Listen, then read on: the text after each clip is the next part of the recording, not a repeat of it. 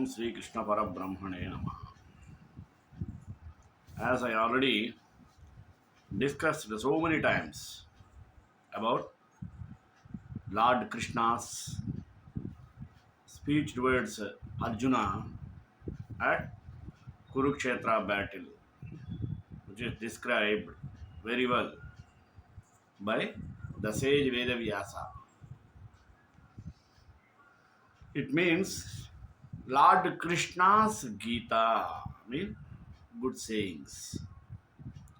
It is not only given to Arjuna, it is given to the mankind. That should be noticed first. If we study Gita, we can get all the kinds of knowledge. Each and every subject matter can be extracted from Bhagavad Gita. For each and every word, we can get the detailed description from Bhagavad Gita. Gita is like ocean. We cannot swim it fully. Though you read several times, many times, thousands, crores of times, that will become new. That means as many times you read, so many times you get new thoughts, new information. That is the greatness of Bhagavad Gita. No work in the world gives such type of knowledge to the human beings. So we can proudly say the Grantha, Bhagavad Gita Grantha is our treasure house. Not only treasure, it gives pleasure to remove our pressure. In such a way, we have to see the great work called Bhagavad Gita. Each and every activity to be modernized, purified on getting the information from Bhagavad Gita to fructify our life and our lifestyles. So we have to understand what is this essence. Totally basing on these things, today I took the topic of Bhagavad Gita. It is a universal scripture. Let us go in detail with prayer. Vasudeva Sutam Devam Kamsachanuramardanam Devaki Paramanandam Krishnam Vande Jagadgurum. The timeless and universal message of the Gita is all encompassing in its expression of truth. Bhagavad Gita means Song of the Spirit, the divine communication of truth realization between man and his creator. The teachings of spirit through the soul that should be sung unceasingly, the underlying essential truths of all great world scriptures can find common amity in the infinite wisdom of the Gita's mere 700 concise verses. The entire knowledge of the cosmos is packed into the Gita. Supremely profound, yet couched in a revelatory language of solacing beauty and simplicity. The Gita has been understood and applied on all levels of human endeavor and spiritual striving, sheltering a vast spectrum of human beings with their desperate natures and needs. Wherever one is on the way back to God, the Gita will shed its light on that segment of the journey. Cracking the code of the Gita's yogic symbolism and allegory. The ancient sacred writings do not clearly distinguish history from symbology. Rather, they often intermix the two in the tradition of scriptural revelation.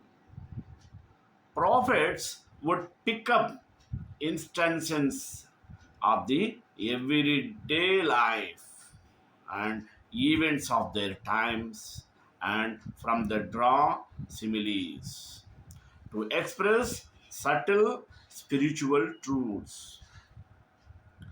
Divine profundities would not otherwise be conceivable by the ordinary man unless defined in common terms. When, as often did, scriptural prophets wrote in more recondite metaphors and allegories, it was to conceal from ignorant, spiritually unprepared minds the deepest revelation of spirit.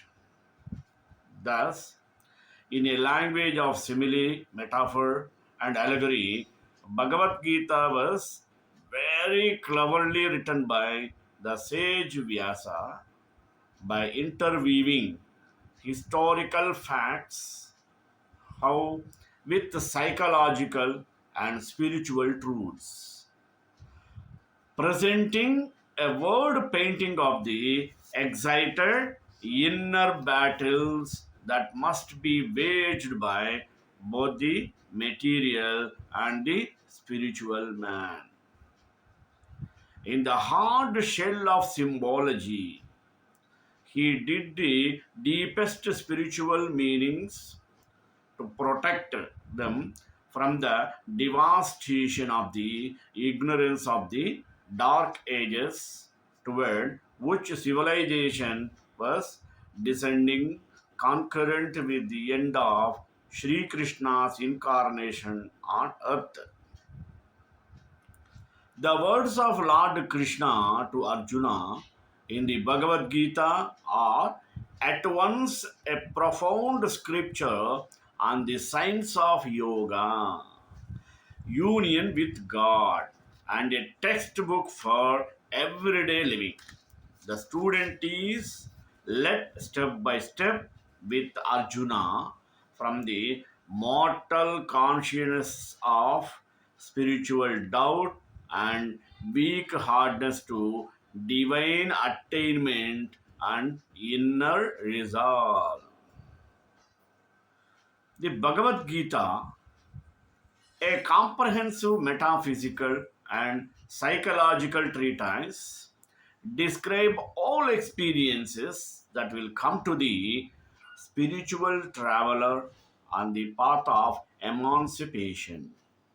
The positive states the devotee is striving toward the negative states that try to intimidate the devotee and turn him from his goal. Forewarned is forearmed. The devotee who understands the route he must travel will never feel unsure or dismayed at inevitable opposition.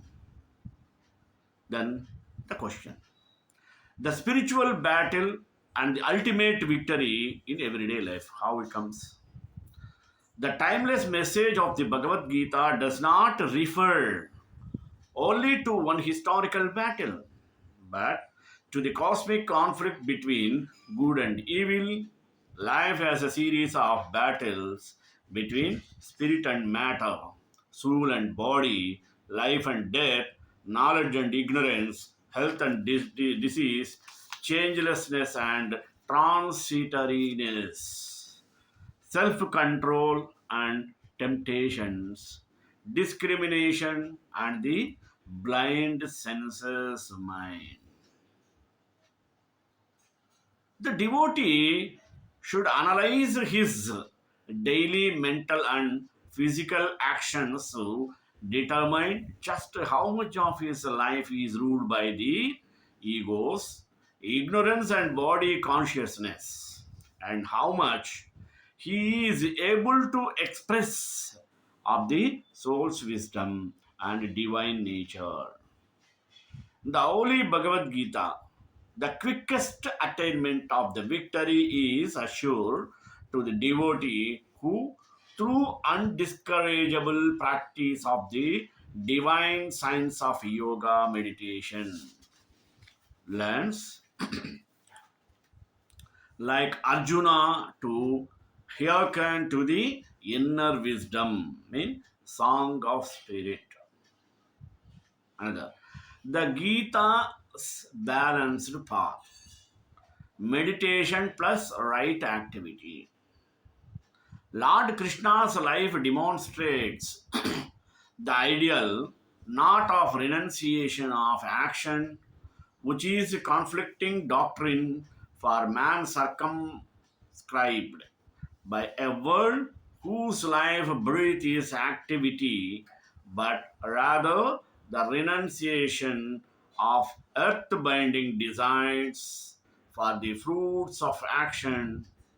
Man should so train his mind by constant meditation that he can perform the unnecessary dutiful actions of his daily life and still maintain the consciousness of God within. Sri Krishna's message in the Bhagavad Gita is the perfect answer for the modern age and any age. For the yoga of dutiful action, of non attachment, and of meditation for God realization. To work without the inner peace of God is Hades, and to work with His joy ever bubbling through the soul is to carry a portable paradise within wherever one goes. The path advocated by Sri Krishna is the Bhagavad Gita. Is the moderate, medium, golden path, both for the busy man of the world and for the highest spiritual aspirant. To follow the path advocated by the Bhagavad Gita would be their salvation, for it's a book of universal self realization, introducing man to his true self, the soul showing him how he has evolved from spirit, how he may fulfill on earth his righteousness duties, and how he may return to God. The Gita's wisdom is not for intellectualists to perform mental gymnastics with its sayings for the entertainment of dogmatists, but rather to show a man or woman living in the world, householder or renunciant, how to live a balanced life that includes the actual contact of God by following the step by step methods of yoga. The eternal science of Raja Yoga. In the beginning of the creation and the advent of man, the infinite impregnated his intelligent, creative, cosmic energy with not only the power of repulsion, the individualizing of cosmic consciousness into souls and a universe of matter, but also with the spirit. All things come from, are made of, and sustained by, and ultimately resolve into this intelligent cosmic energy and thence into spirit. Ascension follows in reverse the exact course of descension. In man, that course is the inner highway to the infinite, the only road to divine union for followers of all religions in all ages.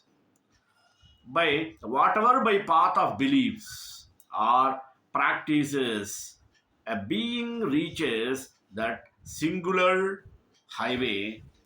Ascension from body consciousness to spirit is the same for everyone. The withdrawal of life and consciousness from the senses upward through the gates of light in the subtle cerebrospinal centers, dissolving the consciousness of matter into life force, life force into mind, mind into soul, and soul into finally to the spirit. The method of the ascension is called Raja Yoga, the eternal science that has been integral in creation from its inception. The Kriya Yoga technique taught by Lord Krishna to Arjuna and referred to in Gita is the supreme spiritual science of yoga meditation. Any devotee who will emulate Arjuna, epitome of the ideal disciple, and performs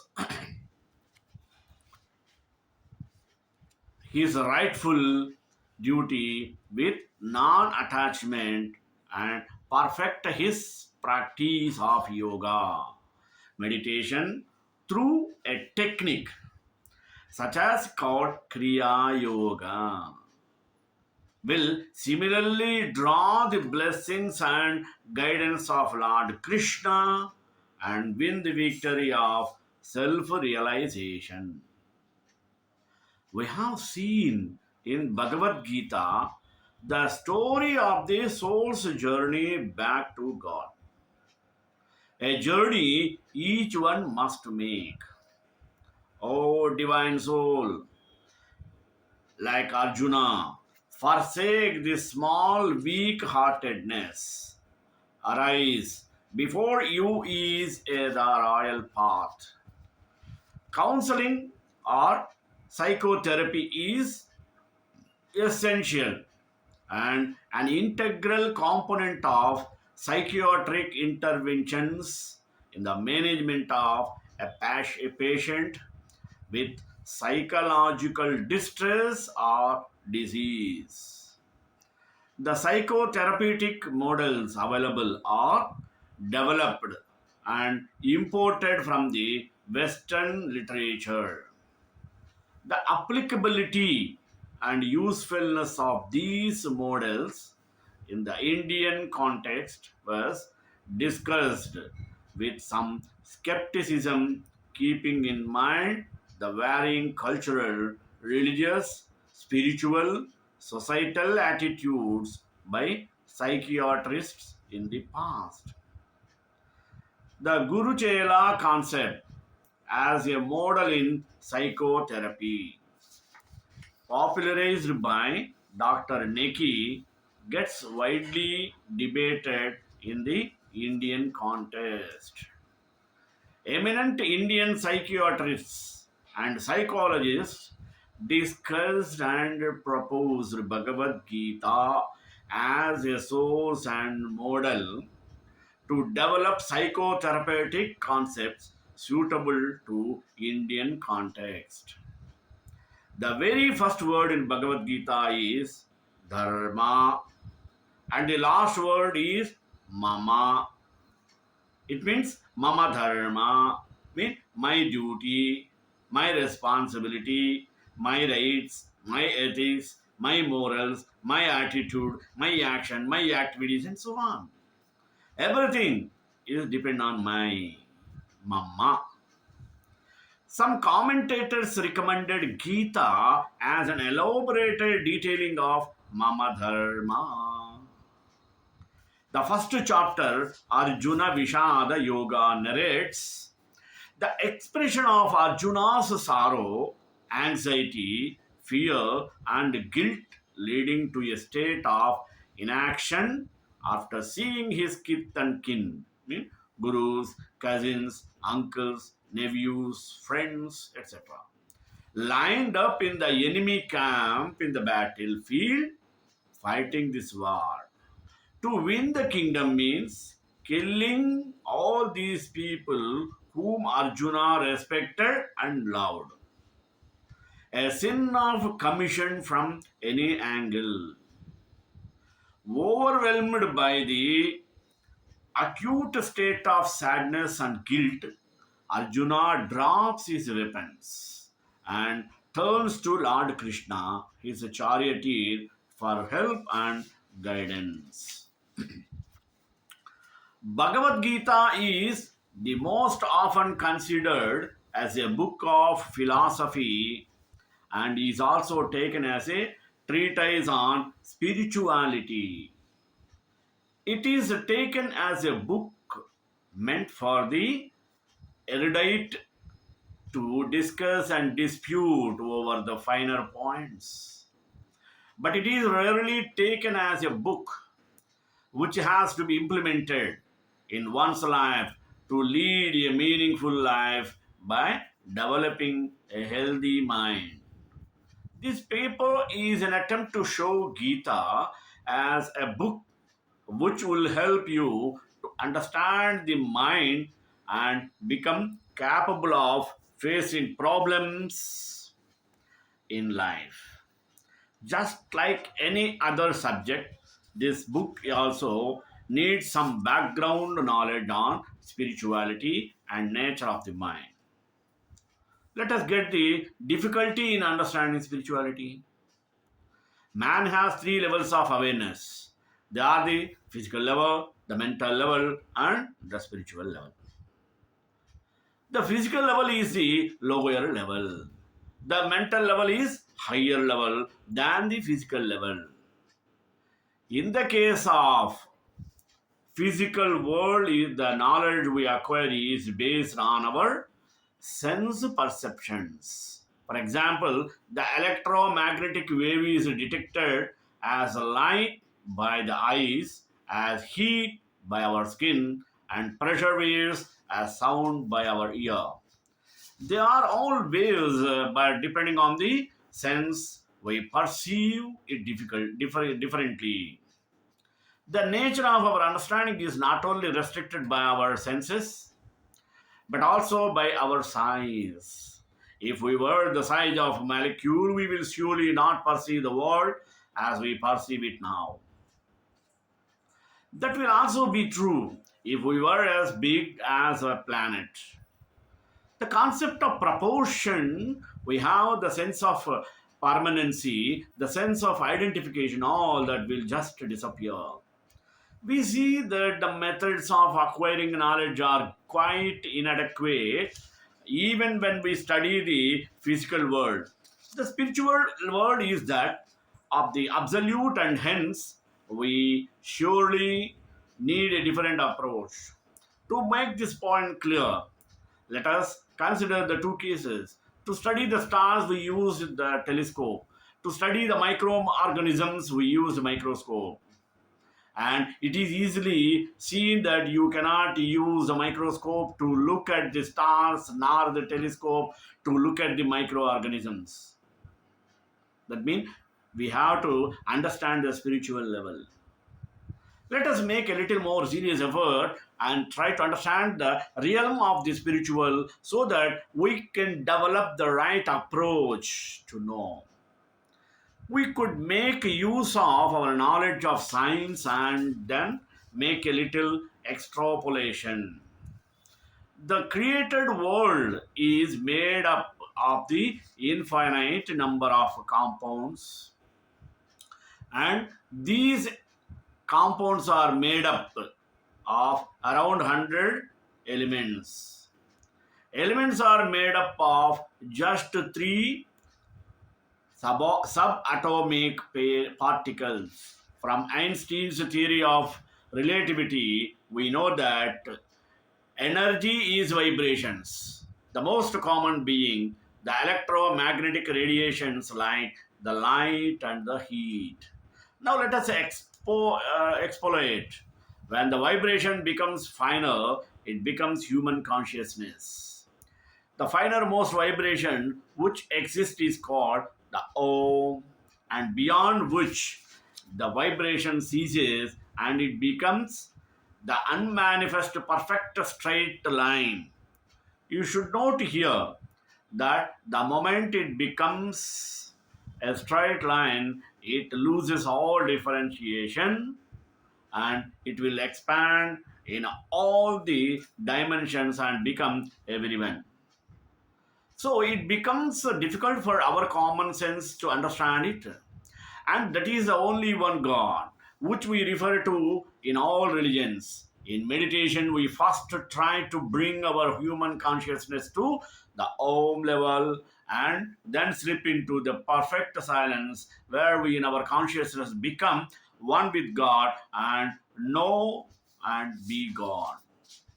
If you look at this scheme above, a deeper understanding can be developed. It is interesting to note that the compounds which constitute the created world remain as compounds in the matter. In the compound, the elements retain their form and nature even when they become components of the compound. The subatomic particles remain as they are when they join to form elements. Proceeding thus, we can state that the unmanifest retain its unmanifest nature even when it manifests. This will help us understand the statement that God is both Saguna and Nirguna. Since the manifest and the unmanifest exist simultaneously, in the unmanifest it is Nirguna and in the manifest state is called Saguna. And we understand our nature at the level at which our consciousness is aware.